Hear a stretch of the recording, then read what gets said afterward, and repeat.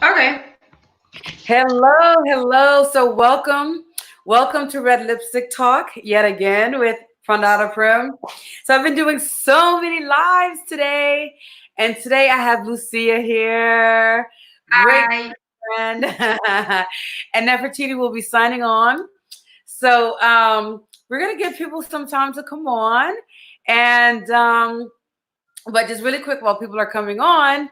Lucia and I met here in Rio de Janeiro, and we got to travel a little bit through India and Thailand. Thailand.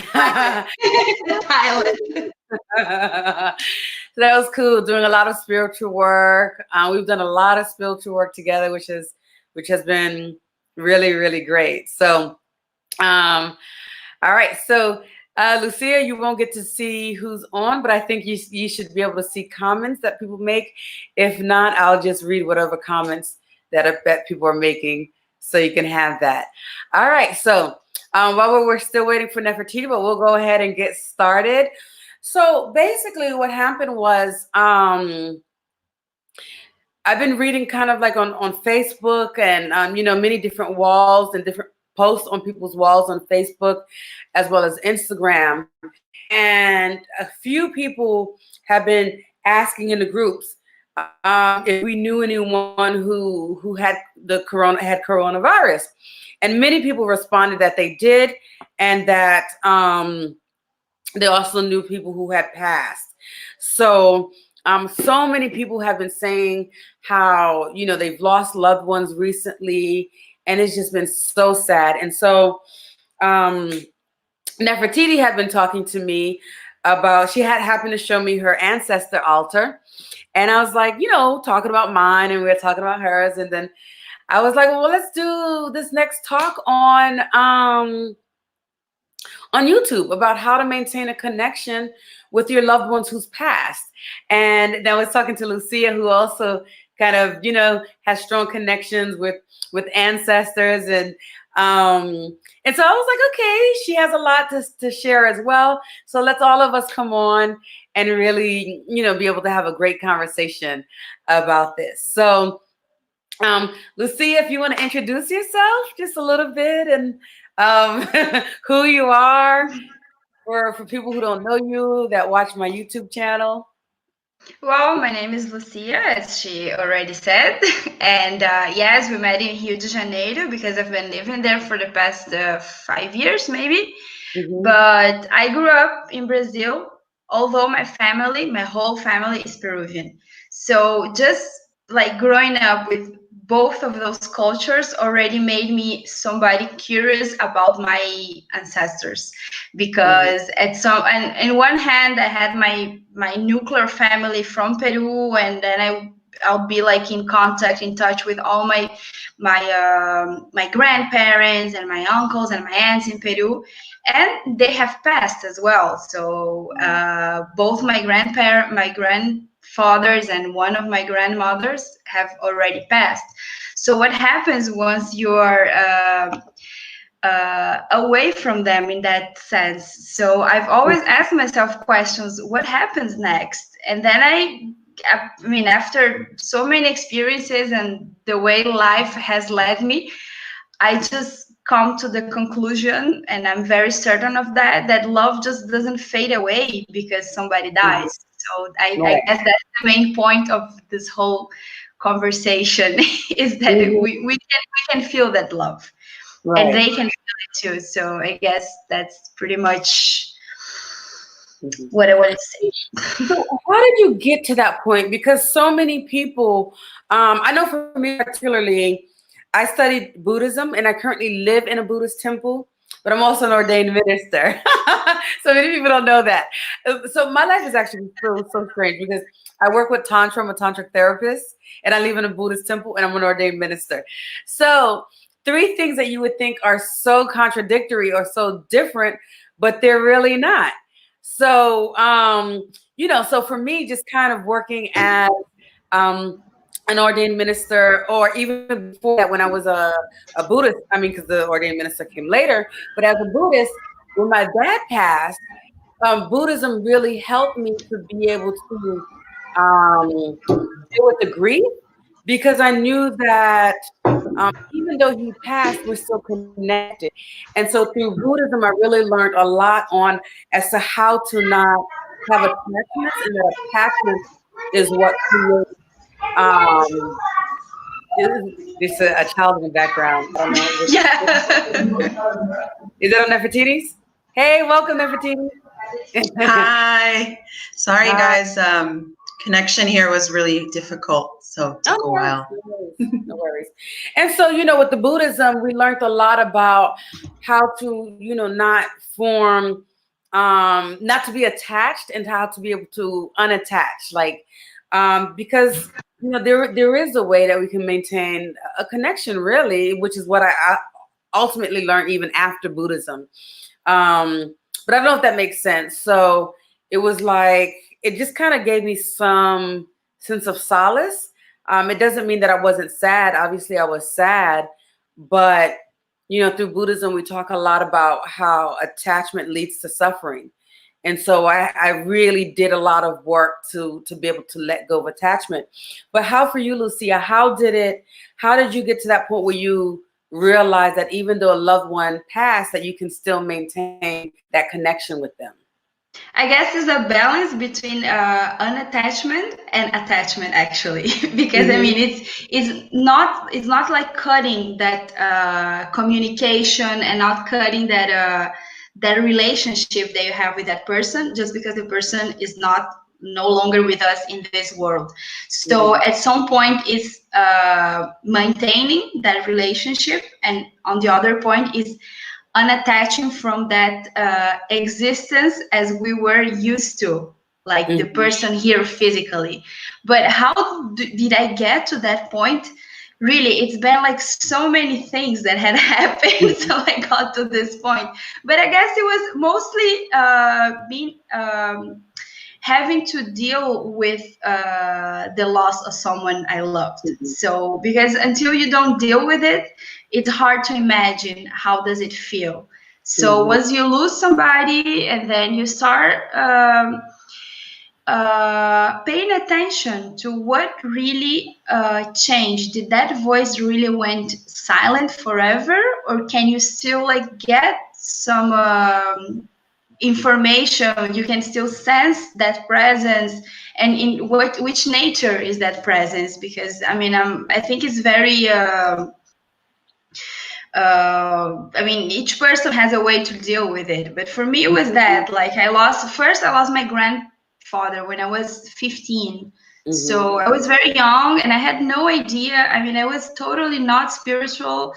I was, but I didn't know. I just didn't practice that. I wasn't introduced to any spiritual religion work, whatever that could help me deal with that. But then I guess later, when I was already on my 20s, I found spiritualism in Brazil being a source of information, a very wide source of information about dealing with death in a different way. And it does speak a lot about unattachment as well, and but also speaks a lot about love. I mean, how love can be like the strongest force we have in the universe. So it wouldn't make any sense that we just like finish our existence here and then it's gone forever. I mean, why would we be here on the first place if it was just that simple, right? So I guess that was how it was. But at the same time, also like coming back and forth from Peru. I mean, in Peru, you have all this ancestor culture alive. So even people who may not believe they can communicate with their ancestors, like very, I don't know, openly, they still have like their altar. It may be like Catholic, they may be shamanic, but like my grandma has like pictures of everybody there. And so it's a way to like remember them, keeping them alive, and at the same time it's a way of communicating somehow. So we grew up with on that environment, so at some point it all made more sense. Like together. So welcome, Nefertiti. Hi. So you want to introduce yourself a little bit? Again, we've done this how many times? This is our fourth time, right? Well, just in case someone doesn't know you. Oh, we can't hear you. Oh, you're mute, Nefertiti. Okay, there you Yes. are. I have loud neighbors. So, Lucia, nice to meet you. I don't think I know Yes, you. yes. Now, during this time, we meet people virtually. So, nice to meet you. And thank you for sharing your experience and the little that I caught.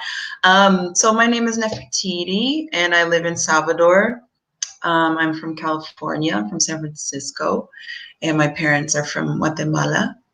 And I've been living in Salvador for 7 years. And yeah, I just was talking with Renee these last couple days about the moment that we're in, and that a lot of people are passing, um, both because of COVID-19 and also because of other illnesses.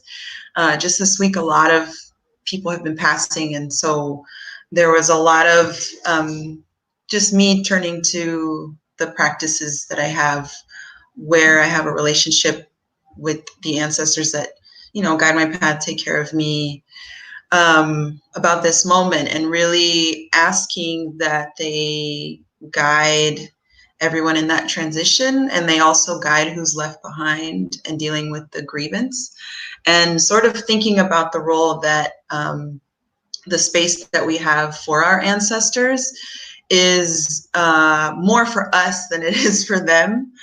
And it's a portal that I think in this time, at least for me, is giving me some tiny bit of space to breathe. I think each day, when we see not only the impact of this on people's health and lives and families, not this just the illness, but I think what's most uh, irksome is the injustice around it, the injustice with which it's being badly handled administration wise. And, the leadership has just really been so careless with people's lives. And I think that's also what's been sort of hurting the heart. So I guess, just thinking about who do we turn to when our heart is hurting, when everybody's heart is hurting at this time.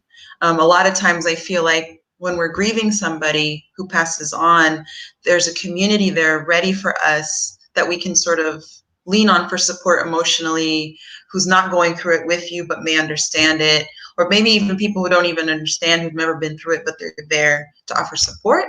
And I feel like we're in a moment where everybody is sort of in the same place in terms of panic, worry, anxiety, but also now the phase of really dealing with the passing of loved ones, in some circumstances dealing with not even having the right to have proper rites of passage for those people who pass because of the lack of resources and the lack of people.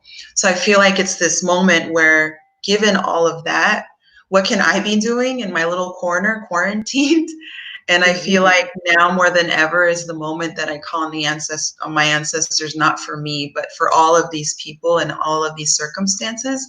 And not only ancestors, I think over time, I've been in Brazil for 7 years, and I first came into indigenous ways and practices when I was 19 or 18 with a community in South Santa Cruz and Watsonville. There's a big Chicano community there, Mexica community, and that's where I learned a lot of different practices. And also, like you said, in my home, my mother always had photos of everyone who had passed and always made meals for them on Dia de los Muertos. So it was already sort of part of the day-to-day, but a practice that was outside of the Catholic Church institution was something I only learned later, and something that I've gravitated towards more these last 15 years. And then coming to Brazil really got more exposed to different Afro-diasporic practices in Candomblé, traditions in Quetu, Angola, Injeje, and what are the different other entities that also play a role in taking care of us in our paths. And really, this moment is just like, we need to right the injustice. I think that's what's so infuriating is, that makes this whole process even more. So I'm just like, where's Shango? So really asking our ancestors not to only help those who are transitioning and the families of those people, but really bringing justice. Because I feel like, it's every day it's a new injustice. There's people dying who don't have to, because of arrogance and because of, capitalism. So when both of you guys were talking, it really made me think about that movie. What was the movie on Dia de Muertos, the little kid who wanted to connect with his ancestor that played the Coco. Coco. So cute. Coco. First when you were talking, Lucia, and then when Nefertiti started talking, and I was like, it just really made me think about it. Because so a little bit about me that my audience don't know, may or may not know. My parents are Haitians. I was born in the States, and my parents are from Haiti. So I also grew up with that same thing. So my mom also had an ancestor altar, but I didn't know what it was. Like, we never talked about what it was. I just knew that she had this table, white cloth on it, and pictures of our ancestors, like my grandmother, great grandmother, her dad, so all of these things. And so, but we never really talked about it. And me starting to do ancestor altars only kind of happened after I was living here in Brazil. But again, so I'm starting to think about Coco, like, our ancestors, whether we know about them or not, they're so much in our lives. So I'm thinking about this little kid who didn't even know his father was a musician who played the guitar, and he had this love for the guitar, and his family didn't want him to know about his dad, and they're like, no, you can't play the guitar, and they try to do everything to keep him away from the guitar. And eventually, I don't remember how it happened, but he ended up crossing over somehow. Yeah. On the plane. Yes. So, because I was traveling somewhere and it was in Spanish, so I actually understood from watching, but I missed a lot of different things. But anyway, so he crosses over, and I'm like, look at how beautiful that was, how beautiful it was, and how he kind of actually helped also to heal his dad, to bring his dad, to alive again, in the sense of helping him to work through whatever his stuff that he didn't work through with the ex and everything. And so a lot of times it's so important for us to do this work and maintain this connection with our loved ones, if that's what you feel you want to do, because a lot of times you end up having this connection, and you learn more things from your loved ones that passed that you didn't even know. And so Lucia and I were talking about her experience in Peru today, and I would love for you to share that. But I wanted to share first, I'm talking about Peru. This was actually one of my first experiences with connecting to my ancestors. When I went to Peru, it was before coming to Brazil. And Peru is such a magical place as well, just like Brazil is. And so Lucia was saying it's an initiation, right?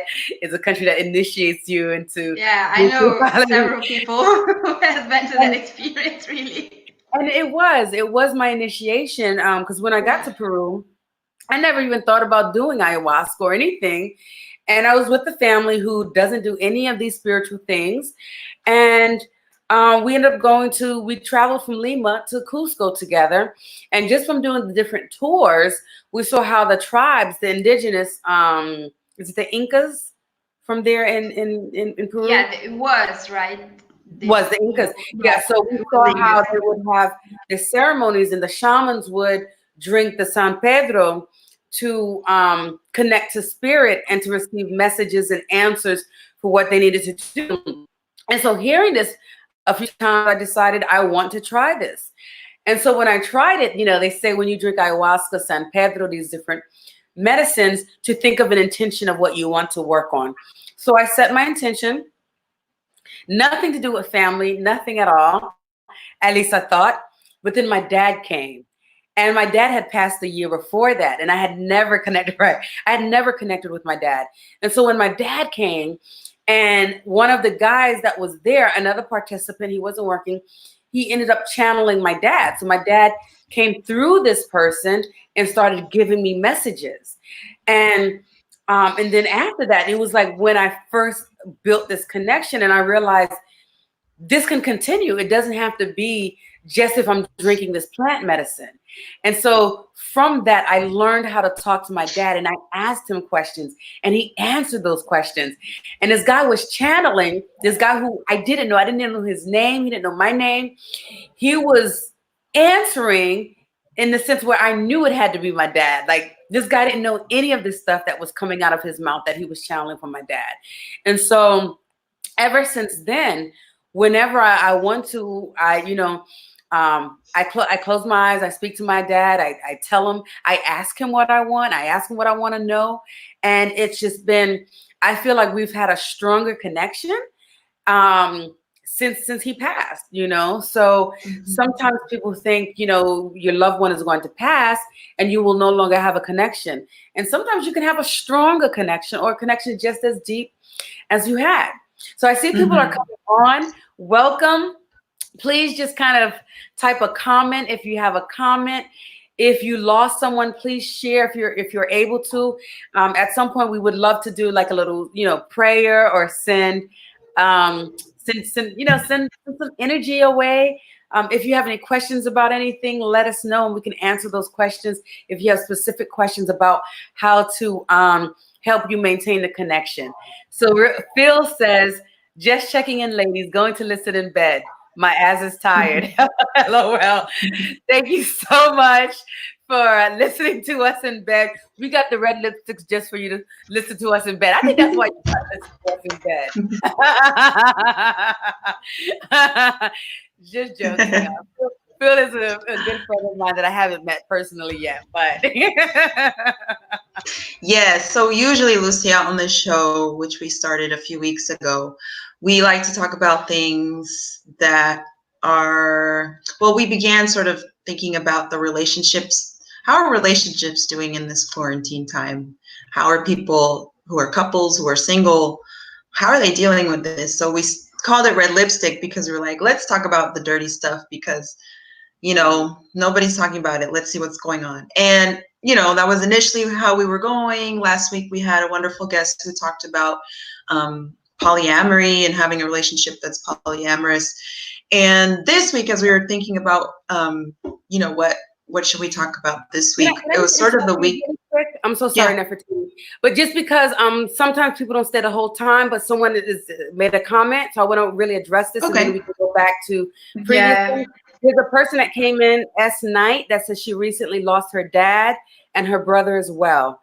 And she's coming in for Tennessee. So let's focus on that, and then we can go in to what happened before, because sometimes people come and go. So we want to make sure that they're getting this. And she had 2 losses. And so, well, I say she, but I don't know. You said S. Knight, so I don't know what your full name is. Are you male, female? If you'd like to say your name. Thank you so much, S. Knight, for being here and coming on. I know it must be a really, really difficult time for you to have lost 2 people that you love so recently. And so let's go into kind of what people can do when they've lost someone to kind of maintain that connection. So for me, like, one of the biggest things is just really talking to them, and we can go in, at some point too, and share how to build an altar. She said, yes, it's a she. Okay, awesome. We can share how to build an altar if that's something you're interested in knowing. But can you share a little bit about what you're feeling, like in terms of what would be beneficial for you to know as well as Night to help you through this, so that way we can make sure that we address that. And so for me, one of the things that I learned was really just being able to maintain that connection. And honestly, it doesn't have to be, you have to have an altar. You can just sit down and just begin to talk. I tend to like to have water whenever I'm water, because water is what connects us to the spiritual world. So for me, that's the space. Like that's the most important. Then, you know, if you want and you have a candle, incense, and then just begin talking. And what I've done that's really helped me is sharing what I'm feeling. And so S Night says she's feeling sadness. Mm-hmm. And so Lucia, Yeah, do you want to share? I would say paying attention, like all the time paying attention, because sometimes these people are trying to communicate with you in very subtle ways. And since we're like all the time overwhelmed and like with a lot of things in our minds, we just forget to pay attention. And sometimes the answers and the voice of that person is there, is just on a different way. Sometimes it's not like we were used to. Person is not like physically here speaking to you, but the person may be speaking to you.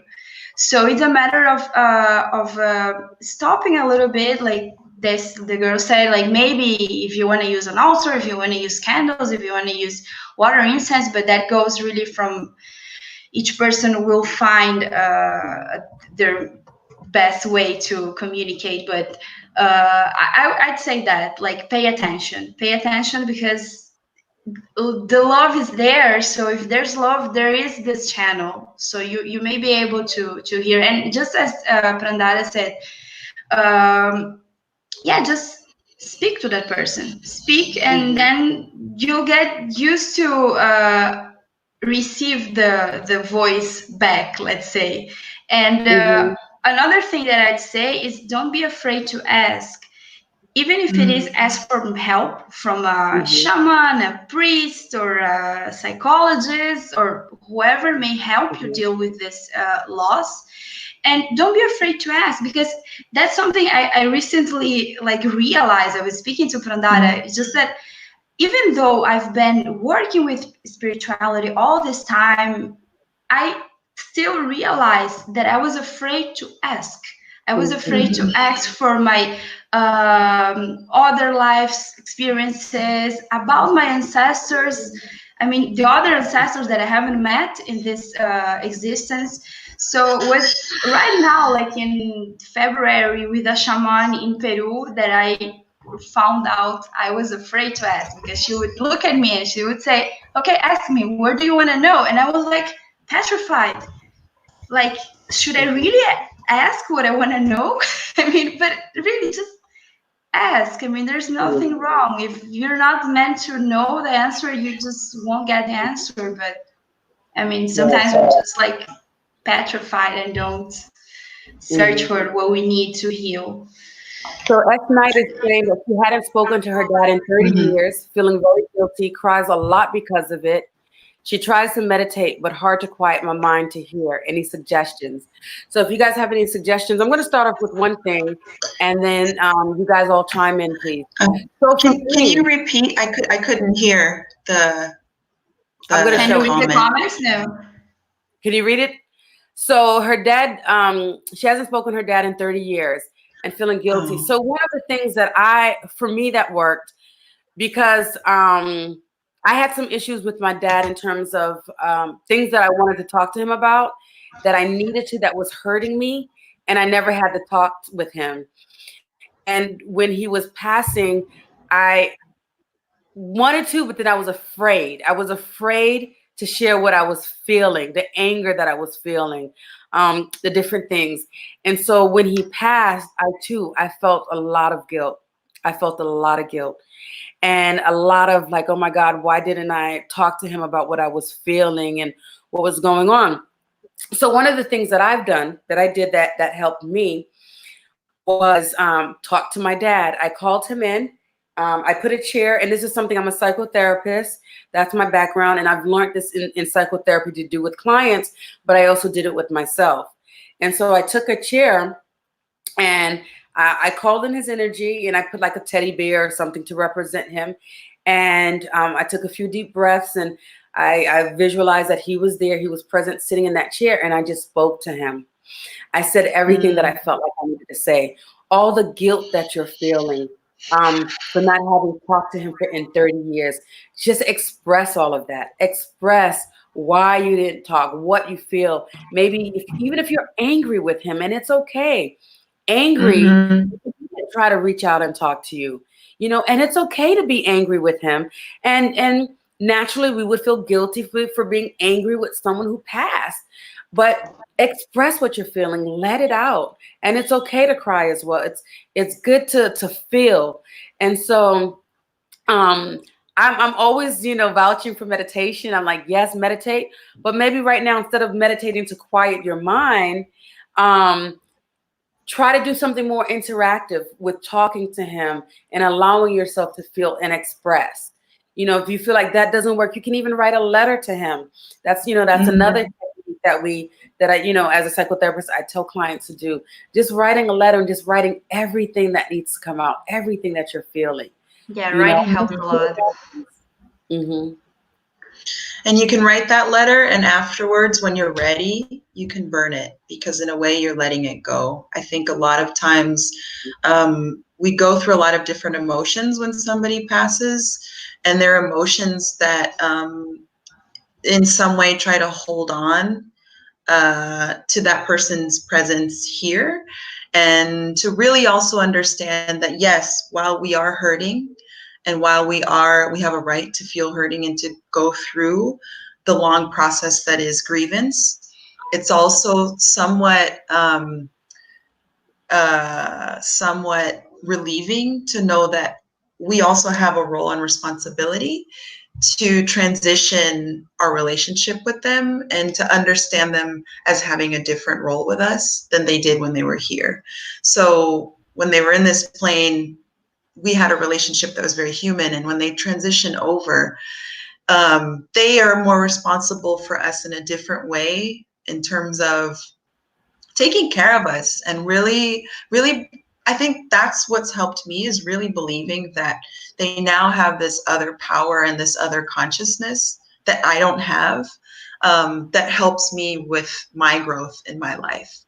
And really understanding, my father passed away 15 years ago on Wednesday was his anniversary. And so, and I think the other thing is really understanding that there's cycles of the process. So 1 year after he passed away, I was in a different state than I was 5 years afterwards. And really understanding that the relationship with that person who passed also will be transitioning as well, if that's something that you want to sustain, if that's a relationship that you want to explore more. But yes, I think those other things that Lucia and Prandana brought up, like as sort of initial steps to that transition, are really, really helpful and important. Mm-hmm. So S Knight says, she said, great suggestions, thank you. She's going to try this, and she said she really needed this, didn't know how to deal. So thank you so much, S Knight. Prayers for your brother and your father. Yes. And so, so that's, and Lucy, I don't know if you wanted to share anything else about how to maintain connection. I don't know if you finished everything, because I was typing to her as well. If not, there's, some other things you could do too, is just, just kind of go deeper in terms of, I don't know if you have, any old things of your dad, objects or anything like that. Sometimes that kind of helps for their energy to be present. Photos as well. So photos. Yeah. So like, what I did when I went to Haiti and I wanted to build my ancestor altar, and we could talk about how to do that as well, because I didn't have a lot of pictures or things from my ancestors. So I went there and I took dirt. And you're not supposed to travel with dirt and all that stuff, right? From one country to the next, but I did. And I took dirt and put the dirt in a jar. No plants and no fruits. And I put it on my altar. And then I have a Haitian flag. And so I put that on my altar. And that really just represents my ancestors of light. And for me specifically, when I refer to my ancestors, I say ancestors of light, because there are ancestors who may not necessarily want to help you or want the best for you. Yes. For real. And so whenever Whenever I'm connecting, I'm always saying my ancestors of light. Mm. Please be here. Please give me guidance. Help me to know, whatever I need, whatever the question it is that I'm asking.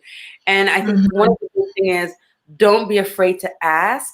Like Lucia was saying in the beginning, but even just asking, well, why did you do this? Why did you make this choice to not be in my life? Whatever it is that you want to know, not being afraid to ask. Because they really, our ancestors really do want to help us.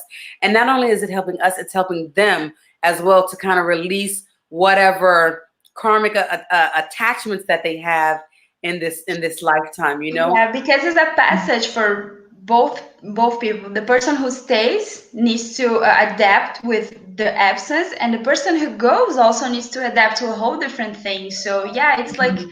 a matter of helping both ends, right? So I Mhm. guess being able to deal with losses, it's important for both sides. Because Mhm. also if you're like I also have this sorry, I just cut you in the middle, but I also have this understanding that if we are grieving like with this attachment that you were saying in the beginning, I don't know, I mean, maybe it's not so cool for the person who to see us so sad, right? So when we are like re, regaining control of our lives and our emotions, that may help the other person as well to see, okay, we're being able to maintain this connection but in this other nature. So yeah. Exactly. And also, as night, like if you're having difficulty in terms of silencing your mind to hear, one of the things is be more mindful of your dreams. Because a lot of times, if you're not able to hear in this conscious realm, they'll come to you in your subconscious. So, asking the questions that you need, talking whatever you need, and then at night, pay attention to your dream. So sometimes when we wake up after we do some movement or whatever, we forget what we dreamed. But we think about. So keep a journal and a pen next to your bed, and as soon as you wake up, start writing. Start writing. That way you don't forget anything that comes to you in your dreams. Here's mine. Right next to my Yes, I bed, love that. really. Yay. Oh. Little, it's the kitty, the I dream think kitty. I know dreams is a whole other chapter. It's so important. Also, like because I'm a person who dreams a lot, I find myself giving advices on how to remember your dreams. Like Yeah, who yeah. ask me, There's "Oh, I one don't rule. remember my dreams." How do you do? Because I just tell them my whole story. Look, this and this happened, and colors and textures and smells and I don't know, tastes and everything because their dreams are like so vivid. So yeah, Yeah. my advice would be like if you're a person who can remember the dreams, one thing is important that really influentiates the process of your dream and the process of remembering it is what do you do before um, going to bed. So if in case, I mean, for example, for me, who I'm a person who really remember my dreams, but if I go to bed after like watching a violent movie or something and like falling asleep, like kind of in a bad position, then I would have a bad dream or I would not remember my dream, and it's a dream that is like kind of foggy, like it's not doesn't feel real. But whenever like I have this discipline of sleeping in a, I mean, before midnight mostly, and like relaxing, breathing a little bit before going to bed. I wouldn't say meditating, but just like doing 3 5 minutes of breathing, and Mhm. then it's I go like on a better shape, let's say, and then it's Journey. yeah, I'm like able to retain that because I mean we my understanding is that we detach from this physical body here, and then we need to go and travel and see and other stuff and speak to other people, and then we have this other memory that's from our spirit. But then when we come back to this body, the physical brain does not have that memory, so you need to bring it with you, and then a lot of things get lost in the middle. That's why we dream like so many like crazy things. Sometimes we dream that like a snake is speaking to us while eating ice cream, and we see what the hell does that mean, but we just catch like a few parts of it.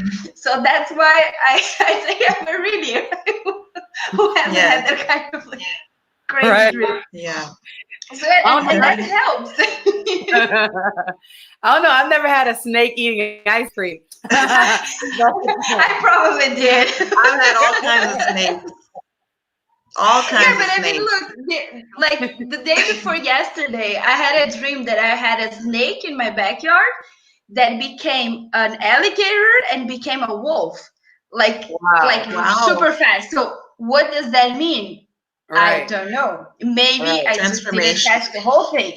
So yeah, but then it's important. Like, and then you start remembering something interesting about Peru as well. My boyfriend, he doesn't dream. I mean, he dreams, but he can't remember like none of his dreams. And he's one of the people who always ask me, how do you remember it? When we went to Peru, he started remembering his dreams. And I was like, okay, Peru, it has something here. But also because we were not stressed, we were sleeping well, That's good. relaxing. So then you're more open to it. So yeah, I mean, dreams are the best. Like they're fabulous to like. Dreams are really your speaks to the subconscious, to the unconscious. So it really gives us information that we're refusing to see, or don't want to know or can't handle. So it comes there. And those are some really good points to just really make sure that you're relaxed at night before you go to sleep, taking some deep breaths and just, relaxing your mind, relaxing yourself so that things can come to you. So S. Knight says, go ahead to continue on that. And then I'll read what else she says. Go ahead, Nefertiti. Oh, I was just going to say there are many tips and why it's important to think about why we should remember our dreams. Going back to our ancestors, it is the portal that they can access us. So to this day, my father still visits, gives me messages, marks his presence, my grandmother and other entities. So it's important that we really recognize and honor the dream portal. And another thing is when you wake up, the first thing, my mother always said, the first thing you do is don't touch your head, because as soon as you touch your head, you'll forget your dream. So try to wake up and grab the notebook and scribble in the dark what you dreamt about. Your head. Okay, go ahead. Yeah, something else that is good, it's also like once you start writing down your dreams, although it doesn't make sense in the beginning, then if you read it like after, I don't know, a couple of months, it makes sense. Like you can actually see patterns that connect to your physical existence. So even if it's like the crazy dream that I was giving an example, sometimes it does have connections. So it's important to pay attention, because there's a whole level of existence that we're just forgetting and we're muting and we're not, and we're saying no, it's worthless. It's just like a electrical stimulation of your brain, and sometimes it is, but sometimes it isn't. So it's important to be aware of that as well. Right. It helps. Yes. It helps. Like I love to go to sleep because I have like amazing.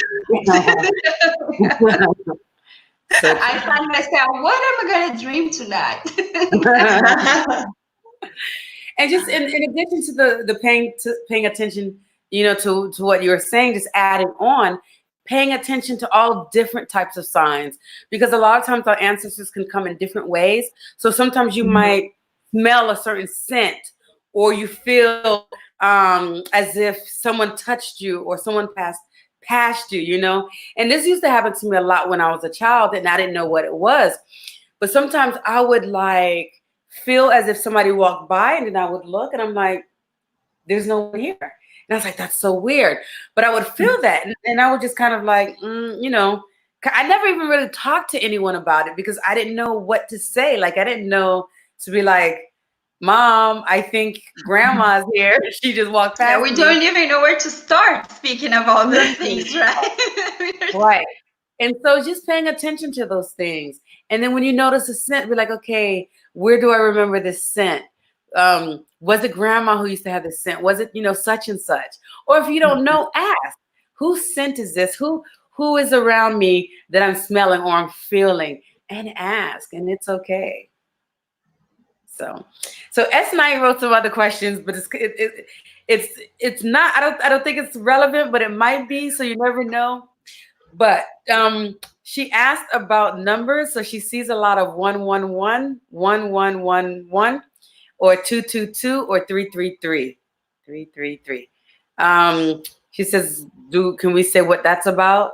I don't know. Does anybody have anything about what numbers? No, I don't know by head, but I know there are some people who dedicate to study like repetitions of numbers. Like I can find out, and because it just slipped my mind. But there's like they say like the angels of something. Sorry, I forgot the name, but yeah, but there are a lot of there's a lot of material about the repetition of numbers. I'm gonna try to find out. Yeah. And I'm not familiar with numbers personally because I don't work with that, with the repetitions of numbers.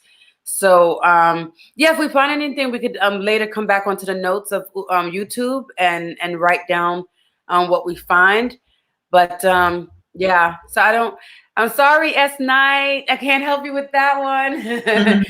But yeah, if you have any other questions or comments related to how to deal with or how to maintain a connection, please let us know. If there's anyone else that's coming on, please feel free to write any questions or comments that you might have, and let us know so we can respond. Yeah. So let me give just a little summary of kind of what we talked about. So we talked about a lot about just paying attention to signs, paying attention to dreams that we might be having, or just any senses that you might smell or feeling as if someone is there. Just really being able to pay attention to any of those different things. Asking them what you want to know, asking them to come here and be present to help you with that. You can hold an object or photos that they have to help you connect even more. And also just kind of pay attention to, maybe their special days, if it's their birthday or something like that. On those days, maybe give them something. I like to, like I know what my dad, I like to give my dad wine because my dad loves wine. And so, I'll give him wine. And from what my mother told me, my great grandmother, she likes to have coffee on her birthday. So growing up, I would see my grandmother, my great grandmother, her grandmother, coffee. And so, and it's interesting, she told me about that, but I didn't realize it was this whole altar thing. And so, so paying attention. If you don't, then feel, and that, just kind of use your intuition and see what comes to you, and it might be right. So you can, offer something like that.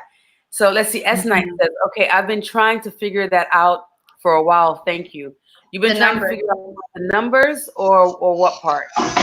There's a delay. So I think the numbers. Yeah, I think she's speaking about the numbers. So what you were saying, Renee, about like figuring out and using certain dates and things. Like I wanted to share that before on the here in Brazil we celebrate the November 2nd, the Day of Dead People. Like I don't know how Day of Violence, Dia de Finados. I don't know how to translate that. Sorry. What Day of the Dead? Day of the Dead, right? Finados. Day of the Dead.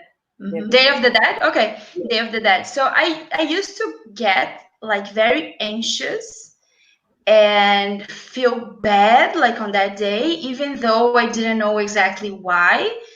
And like it had been like a couple of years that I felt like that, maybe 3 years, and I didn't really know what it was. And then I realized it was because on that day, more than any other day, my ancestors may want to communicate with me, and maybe I should be listening, really. So ever They want since to I realized that, communicate. I dedicate that day to my ancestors, and Yeah. I get all types of beautiful messages that have helped me so much. And it's so beautiful. But it's a whole day that I spent like Yes. dedicating to They them. want to party on that day. They want to eat. They want to drink. They want flowers. They want people Yeah, around. depends on the ancestor and the culture your ancestor comes from. But I mean, figure out what yours likes, right? I know mine like to talk, so I listen on that day. Right. Yes. Yes. Let's talk a little bit quickly about how to build an altar in case anyone wants to do that. Yes. So, So I think when you mentioned water is key. I think water is always good. If you really have nothing else, a cup of water and a candle is enough to sort of to connect through those elements. But if you want to be more elaborate, because altar making is also an art form. Um, I did an installation piece a couple of years ago at a residency that was on the Day of the Dead. It was coincidence that I was at this residency for that day, and so I had access to all these materials to build the altar of my dreams that I always wanted to build.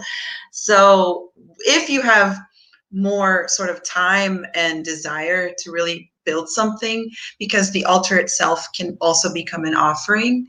I think thinking about colors and cloths, white it's always good to have white or lighter colors present. I think pictures. I think that elements that, like you mentioned, coffee, Renee, other elements that sort of connect to who those people were, their identity, their cultural identity. You mentioned the flag. And you mentioned taking dirt from Haiti. I have rocks and precious stones from Guatemala and shells from different beaches, and so I think that's something that, for me, it's something that I ask permission first to take if it's okay, and if I feel that the vibration is okay, then I bring it to that sacred space, and that for me represents a connection to the fact that our ancestors are part of the elements even more so now, the water, the fire, the earth, and the air, and so there are also different ways that we can connect with them via those elements. yeah. I also, one of the things that I do that I've learned is to have a white cloth for on Mm-hmm. the ancestor altar, and so the white cloth is always the base. When I say always, I'm also one to not be like, oh, this is steadfast rule. It has to be this. If you don't have a Yeah. white altar, use what you can. But generally, it's that, and being careful also when you're putting pictures up on your ancestor altar to not have. Sometimes people might want to put pictures of their ancestors, but with other people who are alive. So you want to be careful with that and not put any pictures of anyone who's alive. And so only pictures of your Yes. No. ancestors on Yes. that. That's a big one. That's a big one. That's a big one. That makes sense. All right. Don't want to go yet. If you guys want to give a little summary about kind of like what you got out of this, I did give a little summary, but if you guys want to give a summary, and then each one after giving your summary, say how people can keep in touch with you. What's your social media? What and how they can keep in touch with you. Anyone can go first. Yes. Well, I am terrible with social media, so if you want to get in touch with me, just ask Renee Brandara and she'll give you the message. Sorry, I'm a beginner. I'm learning now that I'm quarantined in my house. I mean, really, I'm making an effort really because this is what we have now, and Yes. I'm it's cool. in I that mean, boat. I'm In that. liking the reach of it, sorry, I forgot the word in English. Potencia that it has. Potential. Potential. Okay. Yeah, not exactly, but okay. Very funny, Ray. Very funny. Yes. So to keep in touch with Lucia, Rondada, aka Yes. Renee You got Rondada. Ah, Nefertiti, you froze right with your hand. That's a great composition. Nefertiti, you froze like this. yes. Okay, how can people think of Nefertiti? Nefertiti is So almost was as bad as you, but she kind of stepped up and got her Instagram today. Working anyway, or I access. did only because of quarantine that I got it. I mean, I reinstalled it in my phone. Haven't been active, but I'm based on this conversation. I think the first post that I will do, that I haven't done in like 8 months, will be a short clip of that altar installation performance that I did at the residency, where I'm singing a song that was shared with me. It's a Yoruba song that is a song for the Eguns. Egun are the ancestors who are the specific ancestors who have a particular spiritual responsibility. And so for the Day of the Dead in 2018, I did that performance. So I'll put that clip on my Instagram. My Instagram is Nefertiti_Charlene. And my Facebook is Nefertiti Charlene as well. And yes, I won't see you on the street, but I will see you online. So feel free to access me via those channels. All right. So this was awesome. Thank you, ladies. Thank you, Nefertiti and Lucia, for being here. This was a great show. So love you Yes. guys. Thank you guys who came on to watch and who commented. And those who didn't comment, but thank you for being here and watching. And we will see you guys next week. Bye. Bye. Thank you guys. Hope it helped. Bye bye. Yes, hope this helped. We can't hear you, Nefertiti. I think she's saying bye. Bye.